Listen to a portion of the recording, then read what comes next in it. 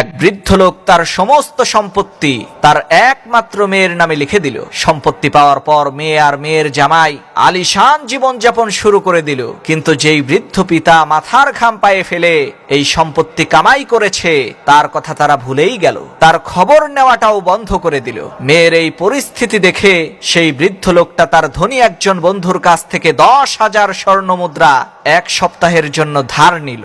এরপর সেই স্বর্ণ মুদ্রাগুলোকে লোহার একটা বাক্সের মধ্যে ভরে মেয়ে এবং মেয়ের জামাইকে কাছে ডেকে ওই বাক্সটা খুলে দেখিয়ে বলল, আমার কাছে এই রকমের 10টা স্বর্ণ মুদ্রা ভর্তি বাক্স আছে।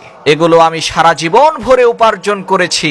আমার মৃত্যুর পর তোমরা এক বাক্স স্বর্ণ মুদ্রা আল্লাহর রাস্তায় দান করে দিও, আর বাকিগুলো তোমাদের নিজের জন্য রেখে দিও। স্বর্ণ মুদ্রার বাক্স দেখার সাথে সাথেই মেয়ে এবং মেয়ের জামাইয়ের ব্যবহার পাল্টে গেল। তারা দুইজন মিলে ওই বৃদ্ধ লোকটার সেবা করতে লাগলো, ভালো ভালো খাবার খাওয়াইতে লাগলো। স্বর্ণ মুদ্রার লোভের কারণে বৃদ্ধ লোকটার বাকি জীবনটা খুব আনন্দে কাটলো। যখন ওই বৃদ্ধ লোকটা মারা গেল তখন মেয়ে এবং মেয়ের জামাই আনন্দের সাথে ওই লোহার বাক্স খুলে দেখতে পেল সেখানে স্বর্ণ মুদ্রার জায়গায় পাথর রয়েছে। সমস্ত সম্পত্তি তো বৃদ্ধ লোকটা জীবিত অবস্থায় তাদেরকে দিয়ে গেছে। লোহার বাক্সের মধ্যে থাকা ওই পাথরের ওপর একটা চিঠিও ছিল, আর ওই চিঠির মধ্যে লেখা ছিল, এই পাথরগুলোকে ওই মূর্খের মাথায় মারো যে মরে যাওয়ার আগে তার সন্তানদেরকে সম্পত্তির মালিক বানিয়ে দেয়।